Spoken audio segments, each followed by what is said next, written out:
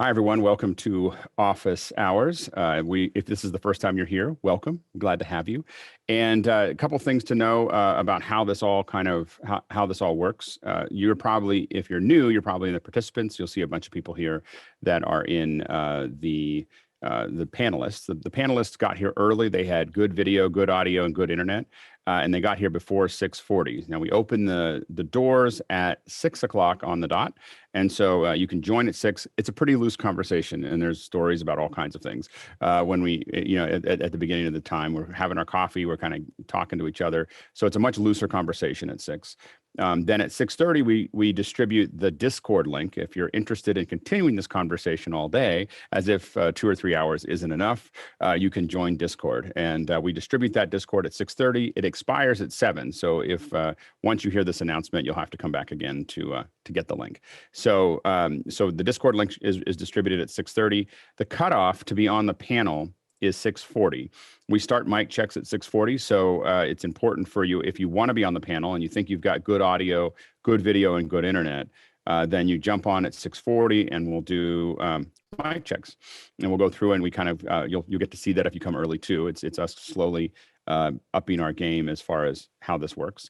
If you want to ask a question, if you're a panelist, you need to ask the question before you raise your Zoom hand. And by the way, that's how you get in. You say, I'm ready, and then you raise your Zoom hand, and then you're able to join as a panelist if you're here before 6:40.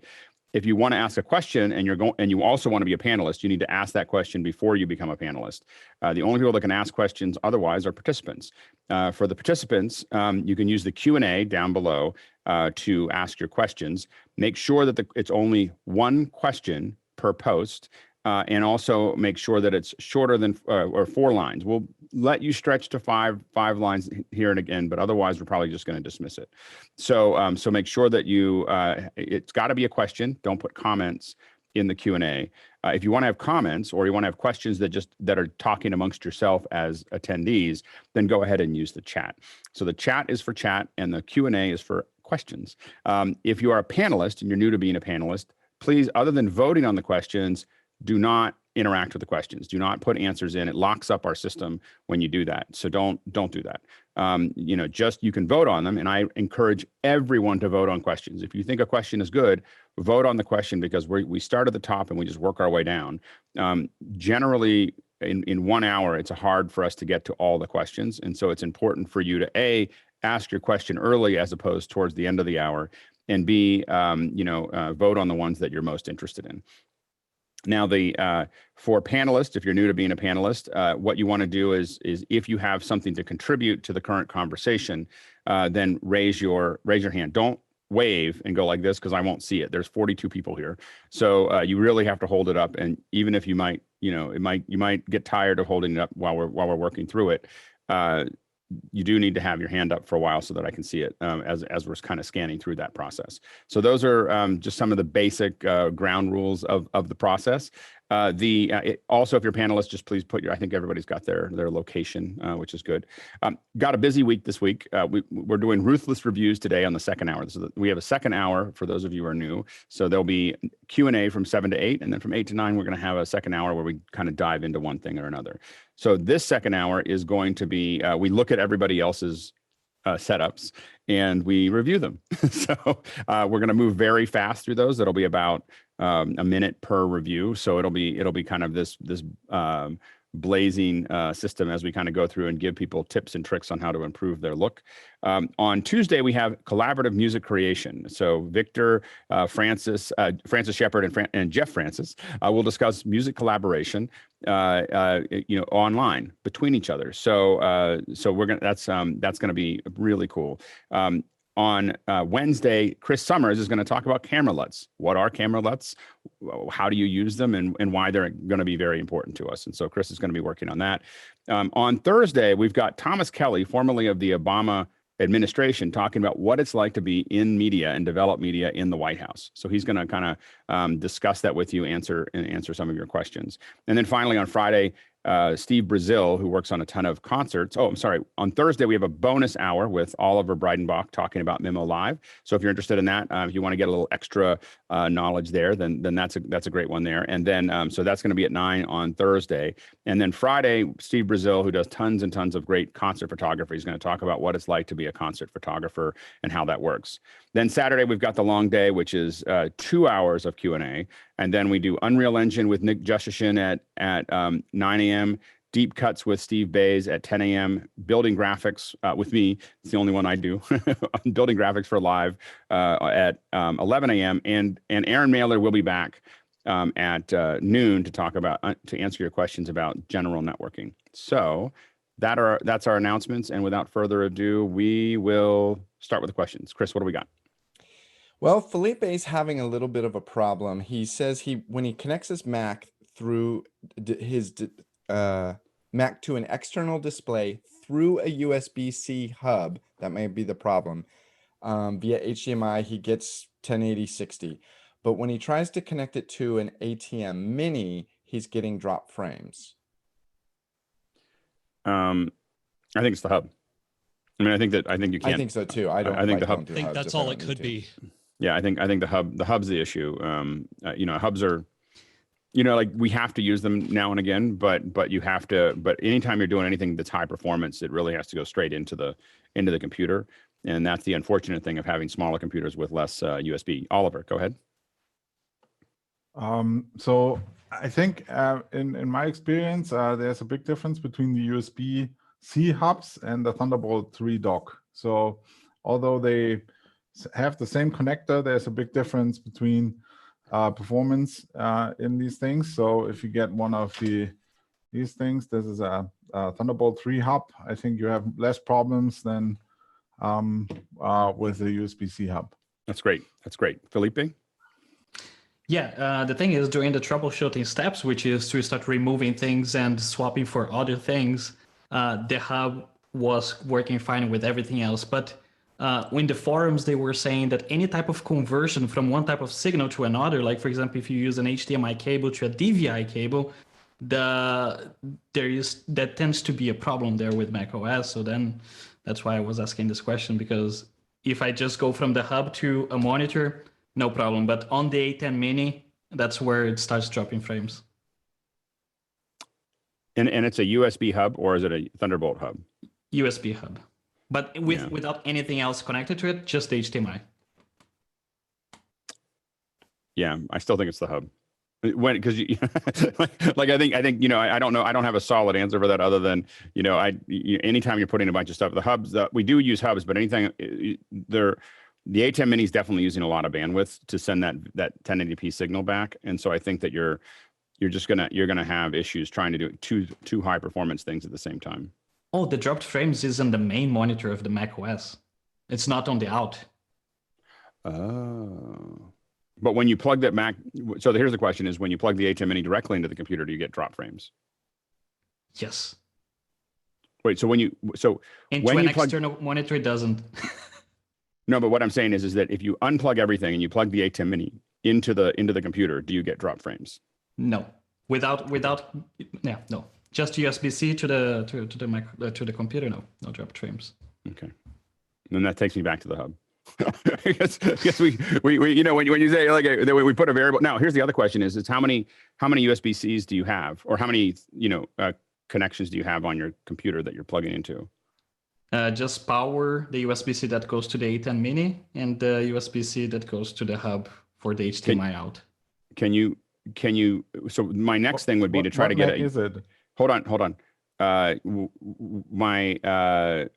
My question is if you can get a straight USB-C to HDMI or Thunderbolt to HDMI that isn't a hub, that just is just a straight out. It's just because I have those around here somewhere that are just what it is, right? I would test that. That'd be my next variable to fix, is simplified version of that, going to the HDMI, and then my ATEM going into a different connection, directly, those two having direct connections, just to see if it, we're just trying to change one variable at a time. True. I bet you that will work. And I think that will work and you won't see drop frames. but I don't know. That will be That's my my theory. next step. Yep. Thanks. Okay. Okay. Yep. Okay. Next question. Yeah, let's zoom into this question for a moment. John Iddleston is asking about the best chroma key on ATEM Mini, like the order of adjustments. How do you start? What's the first thing you do to get the best result? So the first thing to do is get a good green screen and light it well. You know, and I didn't do that in this one, in the one that I'm doing right now. Let me see if I can pop it up here. Hold on. Let's see here. So we're gonna jump back to this. I'm just gonna pull this. I'm just pulling up the software here real quickly. And so there's my green screen. And this is not a particularly great green screen that I'm showing you. There's a lot of, variance between what I have here and the outer edges. Now, what I'm doing here, let me see if I can. Just gonna have to share a screen on this one. All right, so if we go into my MixFX 4, I'm doing this in my fourth ME so that I can load it into whatever I want above it. So as a note, and then, but if we go down here, the first thing you're going to do is, you can see the chroma sample there, but it's not, when it's live, it doesn't care what that is. Anyway, and I can move it out of here and turn that off so that you can see it there. So what you have here, the first thing I do is I work with the key edge, and the way I do mine, because I don't care about it being a perfectly clean key, is I mostly am worried about my key edge, and I move this almost to 100%, and then I just start touching the foreground. That's going to fill in semi-transparent areas within, and then you touch the backgrounds. But these you want to use in small amounts. And again, the way I key with this keyer specifically is I don't really touch. I haven't had to touch almost anything else, that's here. Of course, what these tools are, these color adjustments here they are really designed around if you need to use that to match your background. And what I try to do is I try to use my color, the color of my camera to do this, so I don't have to make those adjustments here. But if you had a signal that you can't adjust, you can adjust. This is adjusting the foreground. This is managing some of the spill, which I don't have a lot of. This is a pretty good keyer as far as how that goes. But in this keyer, I'm really generally looking at just the key adjustments here. Now that's partially because I don't need a perfectly clean key. So, that's another, bit of that process, is that I'm not requiring that. And so if you look at the upper edges, let me see if I can do this. Let's see. You see, if I switch back and forth, you see how it gets a little darker in the corners? I'm saying that's fine because I don't think anyone's going to notice that. And so I'm not trying to clean my key up any. And by doing that, I'm able to get a better, I get more hair detail by doing that process, by giving up a little bit on that outer key and not being a perfectionist about that. Do that again because you weren't in frame. You had your screen on when you were doing that. Oh, yeah. Yeah, hold on. Let me, so, oops. Let's see here. I just want to make sure. Okay. So let's look at the upper corners. That's the variance in the screen. Now, normally what you would do is you would get rid of that. You would tighten the background up and tighten the foreground up to get rid of that. But I don't do that because I don't think anybody notices unless I show it to them. and I'm not moving, I'm not trying to do a visual effects shot. I'm trying to do something that I'm sitting in front of. So cleaning up that background key. Now, generally around me, I don't have a lot of wrinkles on my key. I'm using a composite components green screen that's Lycra, and I can spray it with water and it got rid of all the wrinkles. And so you'll notice that it's, if I go back to this, it's a pretty smooth background as far as that goes. And so that helps a lot. As far as I'm getting ready to probably experiment with relighting it, but I spent a lot of time trying to match the lighting just perfectly, and I found I got more hair detail by just backing off and not caring about the corners. So that's kind of the direction that I've taken mine. Because I believe that in general, when you're keying, especially if you're just sitting here in front of a camera, so this is really not a general how you key green screen, which I would not. There's a whole bunch of things about that I would take on, but this is how I'm getting as much detail out of my hair as possible, because what people measure your key by is your hair, so, or soft edges or whatever. That's what people think of as a good key or a bad key, is the edge. And again, if you're not moving it around or you're not doing a visual effects shot, it doesn't matter whether you have a little bit of schmutz, in there, that's there. It doesn't matter. And so I wish that we had, I would even take it even further. What I can't do in an ATEM is do what I call a raw key, which is just averaging the red and the blue and then subtracting it from the green and then leaving it that way and then doing an unspill. And we're going to, by the way, I talked to Steve Wright. We talked over the weekend about the good book of Wright, which is our compositing, the ultimate compositing. And I was talking to Steve over the weekend, and Steve's going to come on in a couple of weeks. So Steve is going to come on and talk about basic green screening. So we probably will pick that conversation up a bit more with him as far as the math goes of how that works. He's going to do a little bit of work with us on it, which should be pretty exciting. Wow. Also, as another note, coming up sometime, we're still scheduling, but Matt Workman is going to come on and talk about Unreal Engine and his cinematography in Unreal. So that's all starting to stack up as well. Phil, you had a question? No, I'm sorry. You answered it. Okay, great. Guy? Yeah, so and then Frank, and then we'll move on. In the ATEM control software, if you go into the, if you have a preview monitor, you can actually change the sample size of your box where you're sampling. And so moving that around for John, that's a big tip, is if you're not getting the results that you want initially, make that box bigger and grab a larger area so that you're getting a blend of shadow, if there is shadows. If you got it perfect, then you're cool.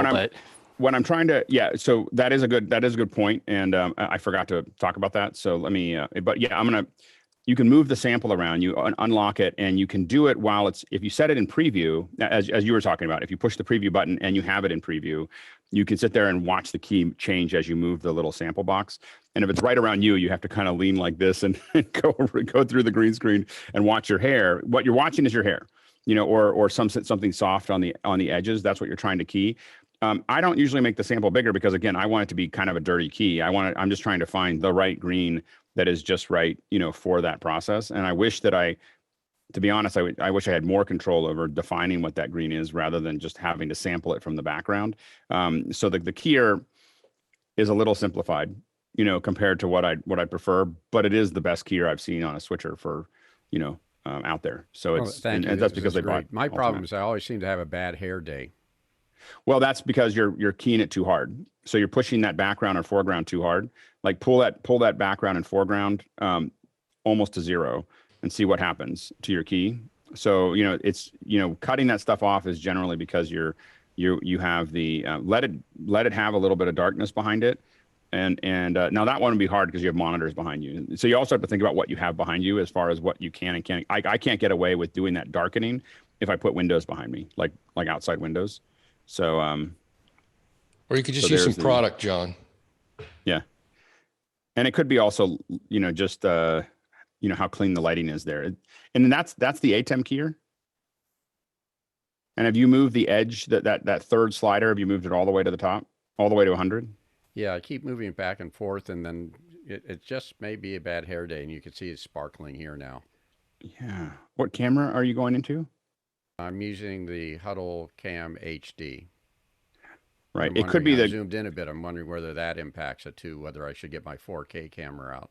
Yeah. I mean, if you're zooming in, you're now doing a whole bunch of transforms to the video, which could cause all kinds of things. Does he also have the green screen keyer from Zoom running simultaneously? That's one thing that I could see as being an issue. No, if he's trying to go through the ATEM and key and Zoom keying as well, it could counter. I would take a 4K. I mean, we're going to move on, but because we're going to talk more and more about green screen, but I would plug the 4K camera in and take a look at it and see if I would test that as a variable. But the Huddle Cam could be problematic, as far as what it's doing internally to do a digital zoom. If it's doing a digital zoom, if it's moving around a digital zoom, you could have all kinds of things going on there. Okay, next question. Here we go. Is the AWS Elemental link ready for prime time? And is there a downside to locking yourself into the AWS platform for primary and backup encoding and delivery? I do think it's ready for prime time. I mean, we've been running tests with it and haven't seen any issue.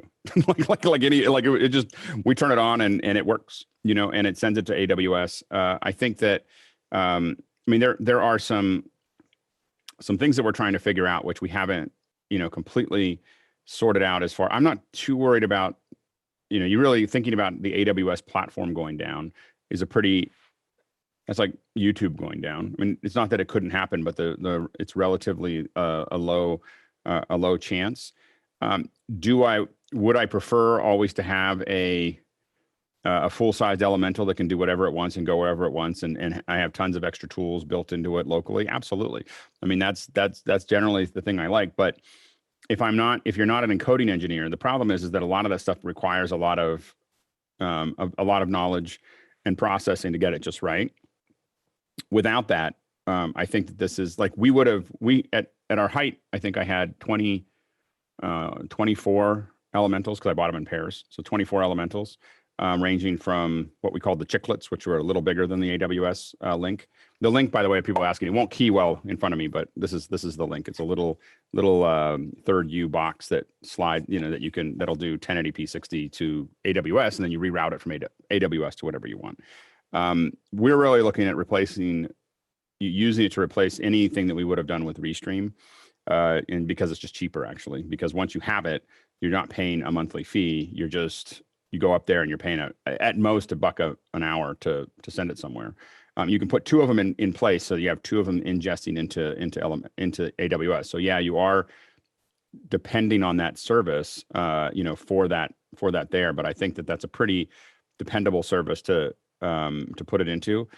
For high level events, I'm still probably going to use my other elementals. You know, like I just, you know, for really high profile events. But on a day-to-day basis, I think that we're going to use the links a lot more. The other issue to remember is that the link has got a little bit of latency to it, a little bit more than the regular elemental as far as ingest goes. So we have some clients that want really low latency, and so we're still using the elementals for those because because we're able to get a lower latency to the ingest. So if they're doing like ultra low latency on YouTube, the AWS is going to add 5 seconds to it, and some clients are concerned about that 5 seconds. Phil? Yeah, that's good to know. 5 seconds is longer than I thought. That's just that's 5 seconds to AWS, and then it'll be another 2.5 seconds to get to the ingest, and then you're kind of, that's where you're at. My question was specifically about sort of it's a really steep learning curve trying to figure out, you know, getting started, you know, basics of an elemental. So we're going to do it in AWS.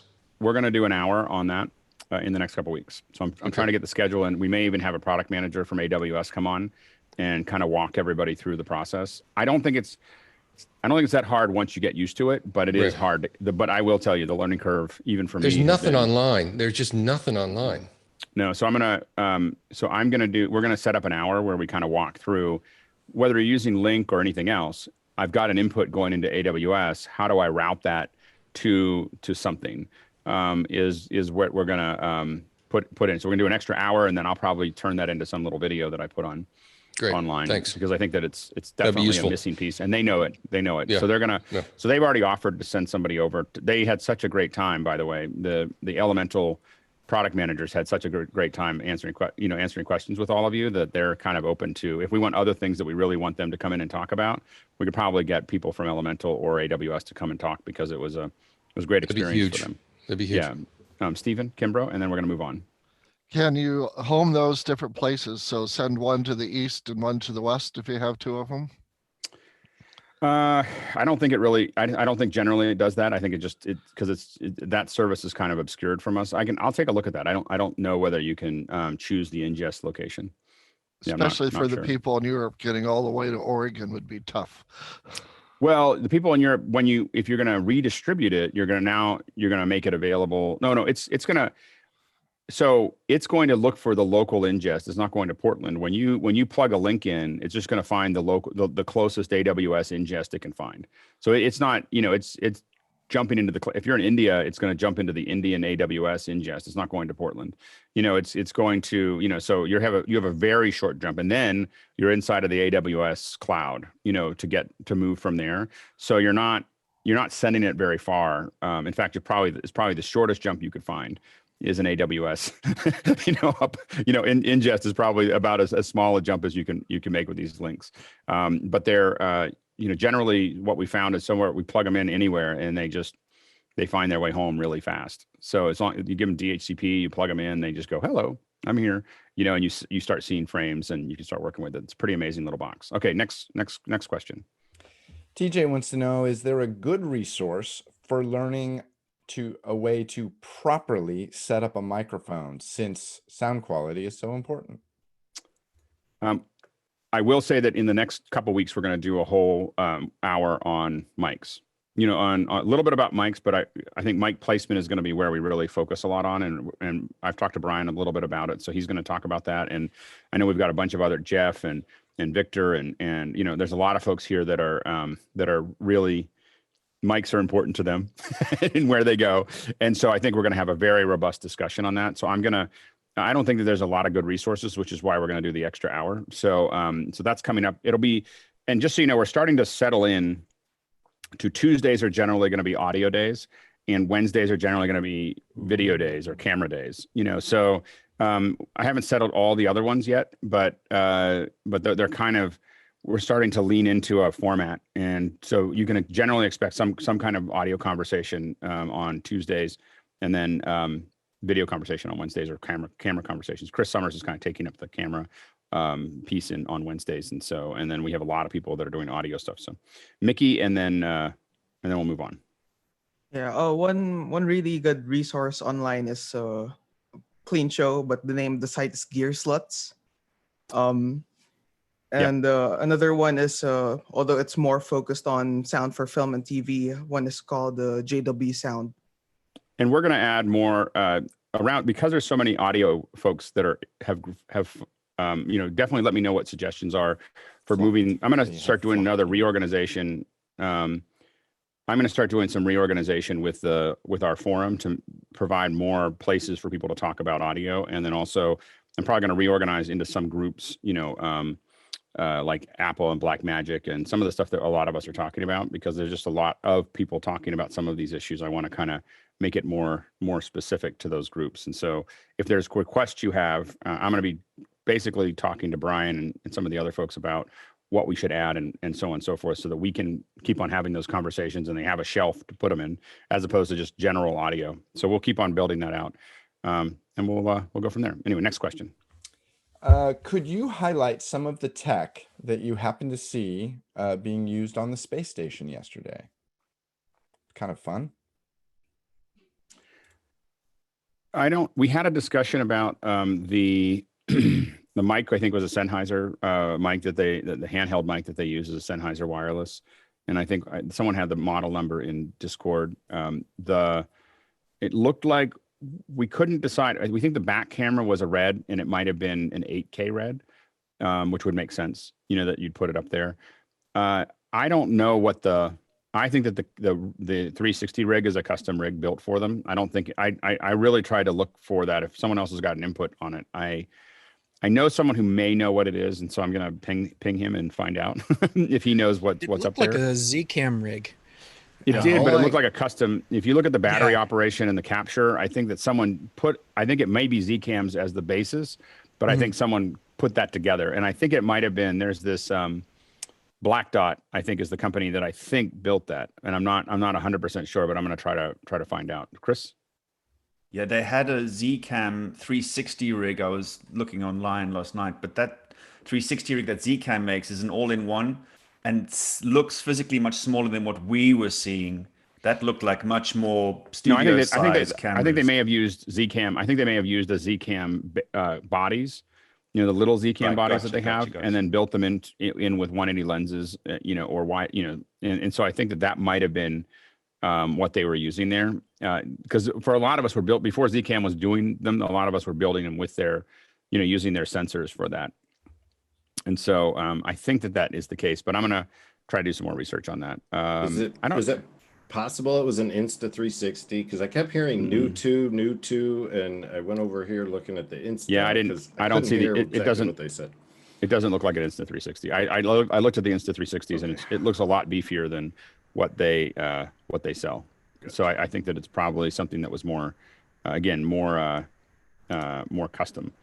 Oh, let's see here. Someone, Nick, Nick, did you? Yeah, I just posted a NASA link that documents a little bit, a public document news release from November. It looks like they did collaborate with Zcam. So they developed a new VR camera system specifically smaller in size. So it's a NASA custom Zcam. There you go. There you go. All right. And then I think the cameras in the front were JVC, which I thought were kind of an interesting choice. If they looked like they were JVCs in the front, it's probably not the camera I would have picked, but sure. Lowest bid. Yeah, exactly. Okay. Next question. Has anyone here used the VirtualHere for USB connectivity to the cloud? And if so, have you had issues with Windows Server 2019 on AWS? It's a pretty specific question, and I don't know if we have an answer. I haven't even used VirtualHere.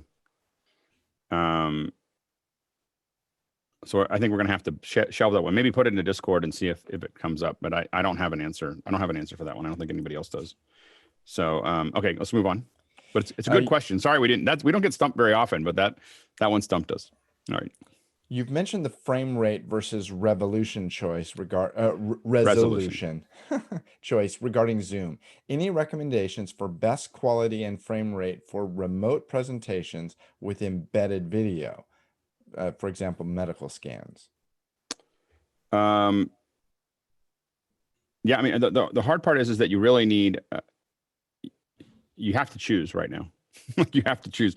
I don't think we'll have to choose forever. I think that as the infrastructure continues to come up, we're starting to already see improvements in the quality of Zoom. So I think that it is going to get better. But I think that when they went from 10 million average users to 200 million, that's a lot of weight to carry. And so I think that a lot of these resolutions pulled back from what we were used to with Zoom. And I think that that's all going to come back. So if you're talking about what is this going to be like in August, I think you're probably going to have 720p at 30 frames a second, no matter what, and maybe even higher resolution. But in the short term, you really do have to pick between that. One thing that I would say that we're noticing, and I broke it today, is that when you do a screen share, it automatically defines your record to that screen share and that the aspect ratio of that screen share. So one thing to think about is when you are going to do a screen share of something, is to mirror your monitor with another monitor, or you can get a little HDMI null and put it into your HDMI on your computer, and it will think that there's another monitor there, and you can create a screen share of that. When you do screen share and say, just grab my full screen, it'll force it into a 16:9 aspect ratio. And that's going to mean that your captures are all at 16:9. When you'll see me I try to just fake it when I did the ATEM controller. And it's partially because my system at home is constantly being changed. And so I don't have my other laptop wasn't plugged in this morning. And so I would have shown it there because that goes through the switcher and that would have kept it at 16:9, right? But if you do a screen share, you really want to try to make sure that it's at a 16:9 aspect ratio, or it's going to give you a weird frame, from Zoom in the record. So in general, if you're using it in production, even if you're recording it some other place, so it's important to either use a null that tells your Mac that it's there. I don't know how PCs would manage this, but I know on a Mac you use a null to make the computer think it's got another monitor there, and then mirror to that, and then what that'll do is it'll force your screen to be 16:9, and then always capture the screen, not the app. And now you're going to get a 16:9 source all the time.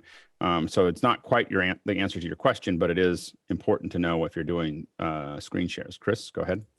The 16:9 thing is really only an issue if you're using a MacBook Pro that's at 16:10. The iMacs are all 16:9.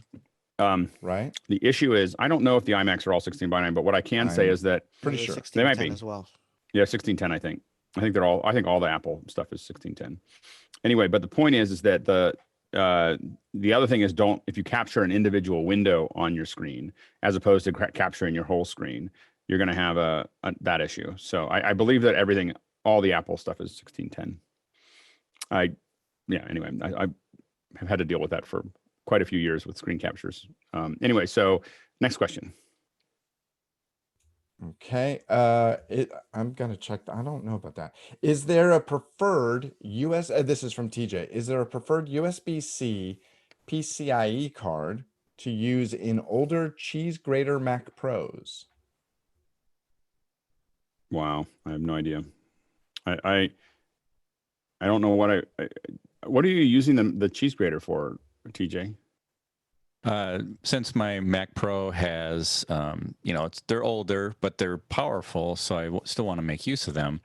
And they don't have USB-C natively, so I want to add USB-C support to my Mac Pros so I can use some of the nifty tools. Because I got, giant 30-inch monitors, and I've got 3 Mac Pros, so just want to get them to be able to use some of the newer fun toys that only support USB-C.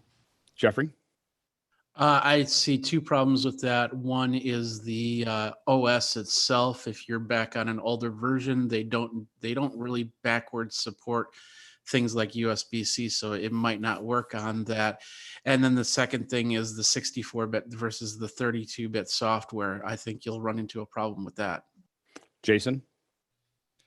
Yeah, more of the same. Long story short, you're limited, I believe. What is the last one? Is it Mountain Lion that you're limited to on the cheese grater? So like it wouldn't even run Zoom at this point.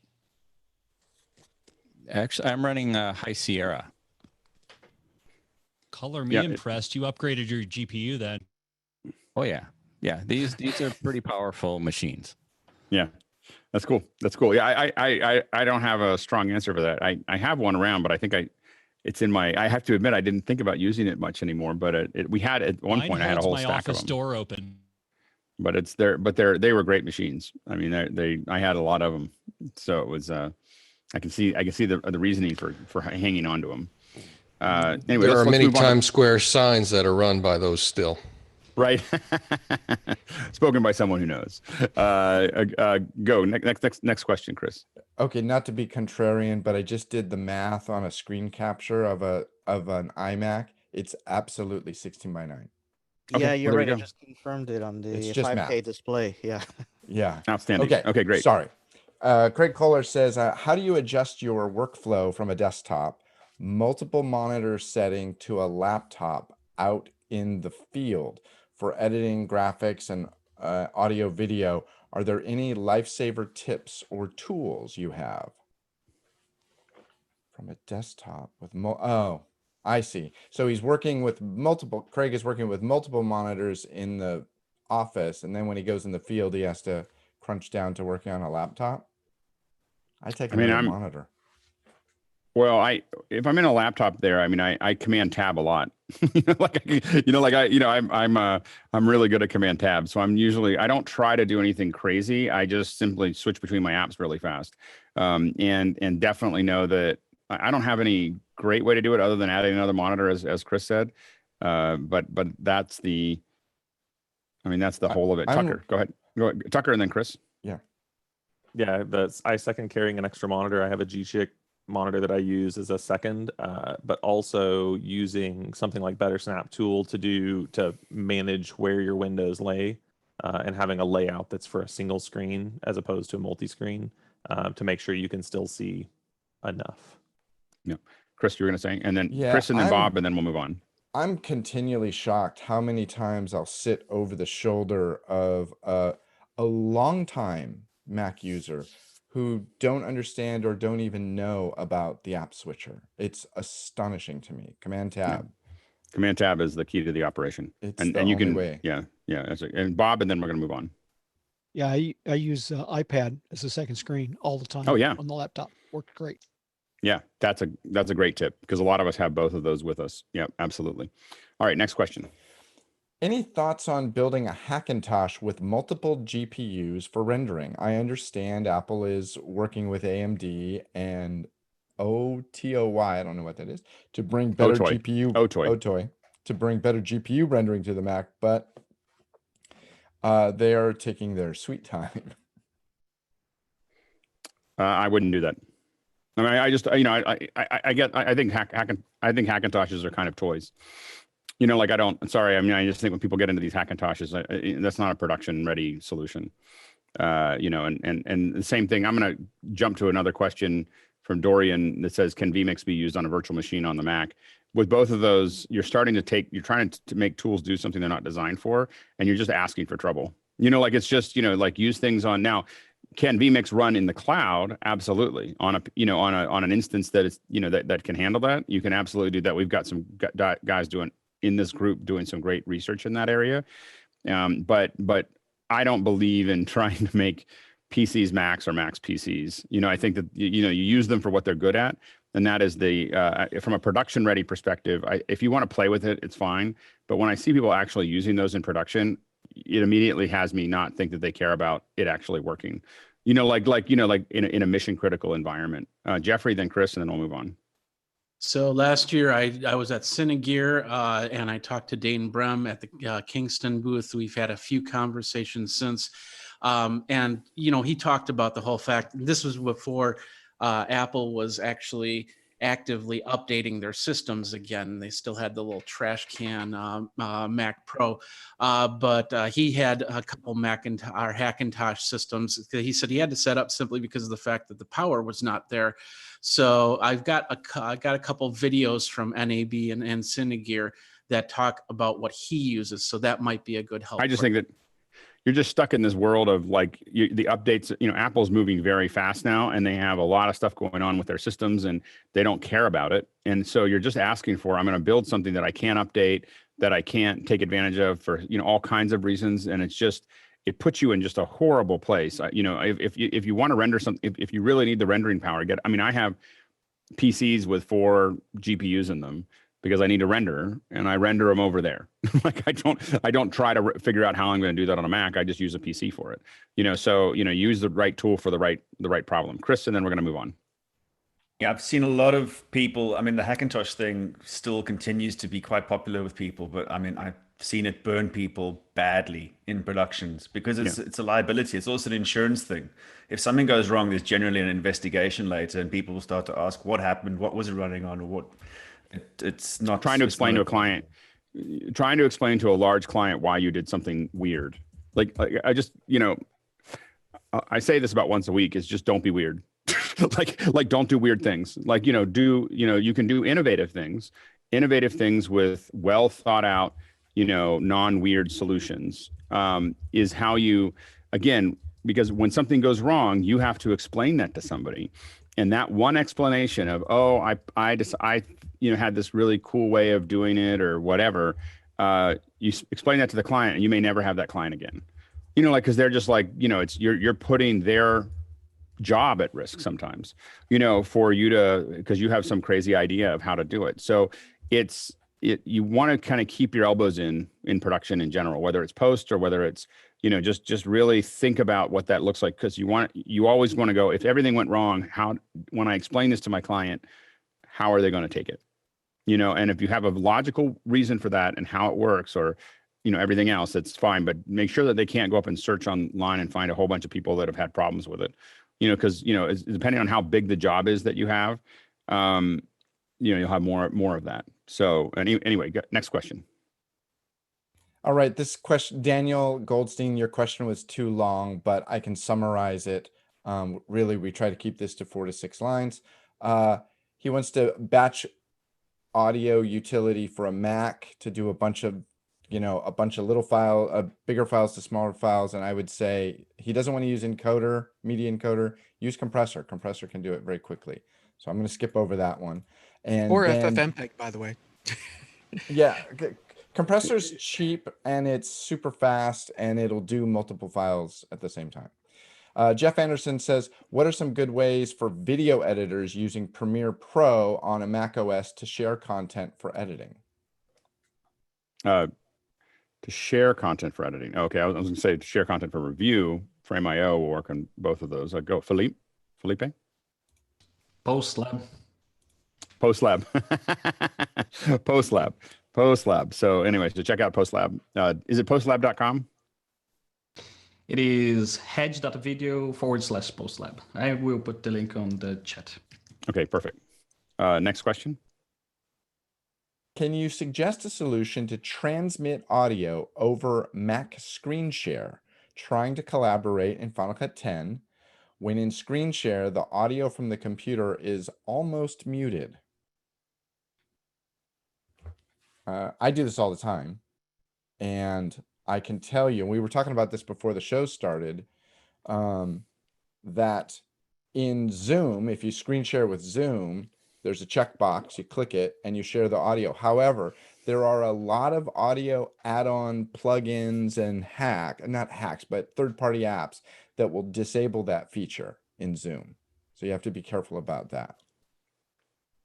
And what do you is Zoom what you normally use for what when you want to talk to a client or give them a view of it? So what do you what do you use? I'll tell you, it was very interesting when we started doing this, Alex, because you were very quickly, screen share bad, and you mentioned the resolution versus frame rate. I've been using Zoom for 3 years, and I truly believe, and of course I can't prove it. Maybe there's somebody we could talk to, but it used to screen share much better. Oh no, it did. It's we're in a point where they've had to clamp everything down because of the issues. But it definitely did screen share better than it does now. Like it's it's coming back up. We're seeing like hints of it showing up here and there. But so it's not like it's going to be like that forever. But definitely it is it definitely did do it better before. Now I would consider doing something, and you could do it with some either outboard routing or something like audio hijack and loopback. I've considered switching over to using Skype just because of Zoom. Nobody's using Skype anymore. But we use Zoom all the time, and it's been rough for the last couple months for sure. Yep. Victor? Chris, is the key on your system audio to have the output go into that Zoom? Because when I ran into the issue this morning, that appeared to clear it up for me. Say that one more time, Victor. Is it that you have to have in your system preferences on an Apple, on your sound, do you need to have the output set to that Zoom audio? I don't think so. It has been my experience that once I check that checkbox, as long as you don't have other audio third-party things going on, which I would imagine you do in your business, but it is my experience, once you check that share audio, whatever you hear in your room, they're going to hear there as a direct patch, and not just like, through your speakers in the room. Okay, so my issue this morning might have been simply that I had Logic and I was using its features. It could have been, yeah. Yeah, as you add a lot of those bits and pieces, you're starting to add a bunch of variables that that are taking over audio output. Yeah, okay, and again, real quickly, Alex, sorry, I want to mention that. So like audio hijack and loopback, install a thing called ACE. No idea what that is. And under the audio hijack menu, there's a little checkbox for uninstall ACE. So whenever I go into a meeting where I have to share audio, I bypass all my fun audio channel that makes me sound like this. I just have to uninstall that stuff. Got it. And Leland, I'll go ahead. One more comment quickly, and then we'll go on to the next question. On the screen share, you mentioned something about the old screen share. If you go to the settings in the audio video settings down below under screen share, there is a legacy screen capture mode you might want to look at. So they have legacy copy with window filtering, advanced copy with window filtering, and adaptive copy with window filtering. So there's several variations on how the screen share works. You may want to test them all. Yeah, well, maybe that might be a good test. I think mostly it's a limited bandwidth right now. Oh yeah, it may be only on a PC too. That's very possible. So we'll see. Next question. Thoughts on Thunderbolt 3 external graphic cards? What's their best use? Is there one? I haven't seen great compressor or Final Cut 10 After Effects results with Apple approved enclosures and cards. A lot of encoding is CPU heavy, so it's not really the encoding. The encoding oftentimes is not going to be that much improved. There's some that are, but a lot of them are CPU heavy, and so you're not going to necessarily see it there. There are definitely things like photogrammetry is something that really leans on GPUs. or certain parts of that process will be sped up by GPUs, and so you can keep on adding them, and it'll keep on getting better. And then obviously, if you're doing something that motion is very GPU based, for instance, on the Mac, you're definitely going to see performance benefits from it if it's able to see it. So there's a bunch of different things that can improve. Obviously, a lot of our 3D software will be improved by it, but you really have to look at, does this software is it leaning on GPU? If it's not leaning on GPU, obviously not adding it is not going to help you at all. Jason, and then Yishai, and then we're going to move on. So as far as the ones that I think are working better, I'm actually doing a long-term, like playing around with this stuff for OWC with their enclosures.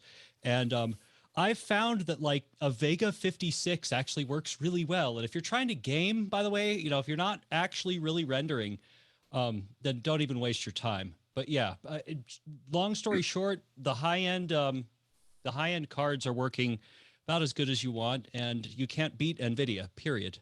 Yeah. I highly recommend that people going to do search on YouTube, because the external GPU is, like Alex says, very program specific, and it's a combination of the computer and the RAM. And they have a lot of stats there that can show that sometimes it's waste of money, don't even use it. Sometimes the computer works faster.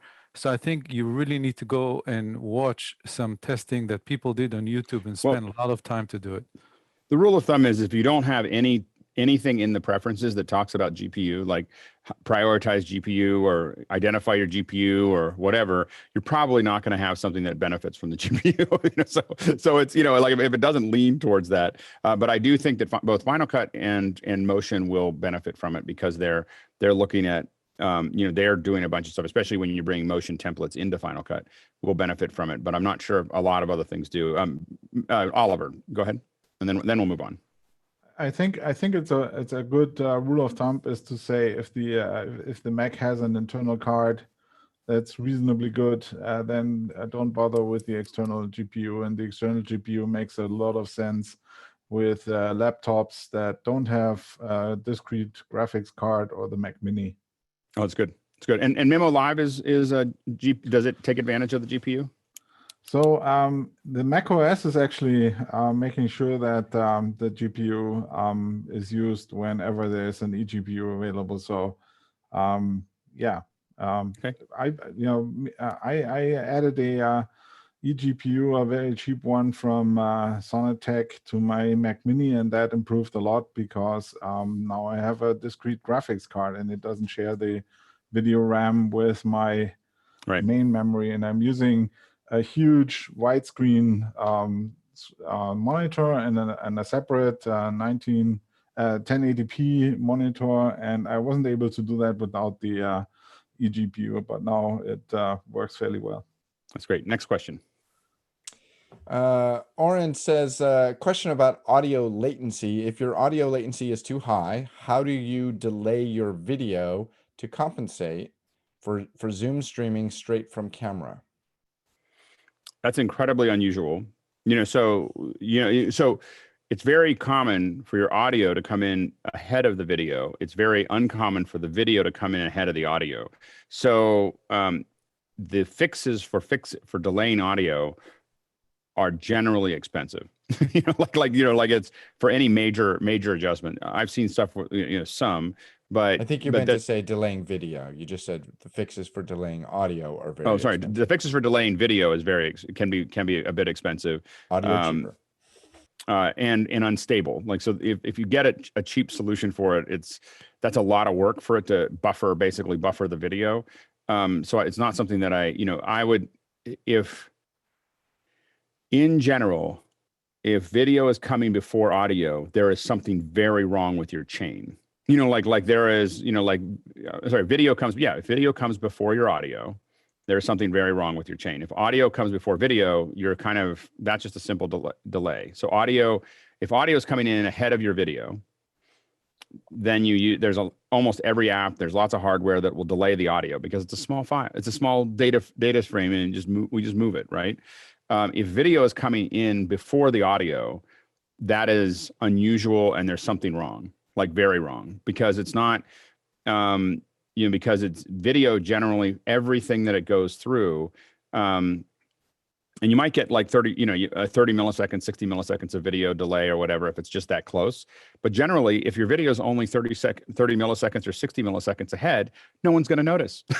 Because the reason is that as human beings, when someone yells at, if someone talks to you from 50 feet away, the video is getting to you before the audio. So like literally the speed of light is getting to you faster than the speed of sound. And so our brain very naturally is okay with video being a little ahead of the audio. Where the reason we notice the audio being ahead of the video is because we're not used to that. Like there's no part in nature for the last 2 million years that we've seen that other than when we were inebriated, right? So anyway, so you want to you really want to you want to look at your pipeline first before you start getting. There are video delay units. There's software that does it. Go ahead, Leland. My big point, the first question I ask somebody who has that problem is, are you watching the playback or watching it live with Bluetooth headphones? Because the delay in those headphones can give you that effect all the time. You just need to look back. Are you looking at it on an editor? That's different. If you're having a problem with audio video sync there, then yeah, there was a serious It's a good point. It's a very good point that there is a delay. There is a delay in the audio when you have Bluetooth headphones. You should never do any mission critical things with Bluetooth headphones. Like, don't do that. There's a delay there. There's instability. There's timing. There's all kinds of other stuff. I still have wired headsets for when I'm actually doing work. Your wireless headsets are great for comms and talking to people and listening to your music, but don't use them in production because they are going to add delay to what you're doing. Now that could also be where you're getting audio delay if you're using Bluetooth somewhere in the middle of that chain to move things around. But generally, your video is losing frames when it's being converted, when it's going through a switcher, when it's going through. There's all these places where it loses a little bit of time, and that's how you kind of stack that up a little bit. So next question, Chris, or last question. Yeah, last question. Then I got to bounce because I got to reconfigure for a meeting. But I do a lot of audio stuff, Ableton Live, Amplitude, GarageBand, moving over to I'm moving over to Logic, and I need a new Mac. Now that I'm considering video, I'm thinking about a Mac Mini may not cut it. What are your thoughts? Should I get an iMac or iMac Pro maybe? I get an iMac. Yeah, I mean, get the most powerful iMac that you can afford. That's generally, if you can afford a iMac Pro, it's going to give you a lot more power, especially if you're doing video. An iMac is a pretty strong, a new iMac is a pretty strong device. The problem with the Mac Minis is that they're good for some basic operations, but the problem with them is that their graphics cards are still the embedded graphics cards are not a great, and to go back to the last question, Oliver, I just saw that note. How much can you delay video in Memo Live? I actually have to check that, but it's a few seconds maybe. Really? Okay. Yeah. Then there you go. So Memo Live is another way to do it. I didn't know about that feature. I knew it could do audio delay. I didn't know it could do video delay. So anyway, but I would get I would recommend getting the biggest iMac that you can afford. I wouldn't get a Mac Mini to do video.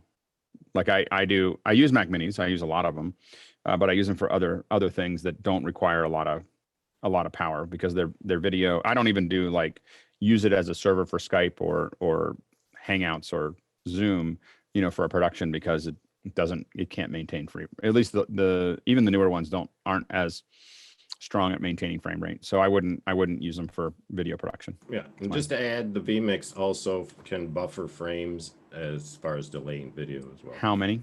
As many as you want. You can set the buffer size within the drive. So you set up. There you go. You got two. Memo Live and vMix will do it.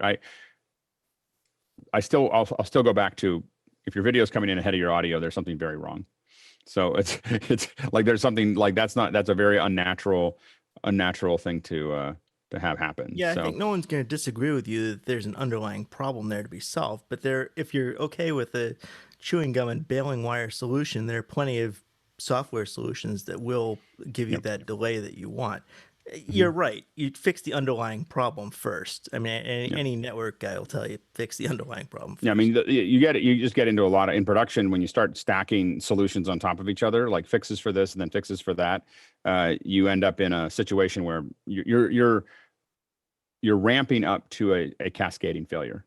like you're just slowly stacking little pieces onto each other before something doesn't work, and then all of it doesn't work, and you have no way to get back, to that. You want to be able to handle a couple different failures and still be able to maintain it. Go ahead, Phil.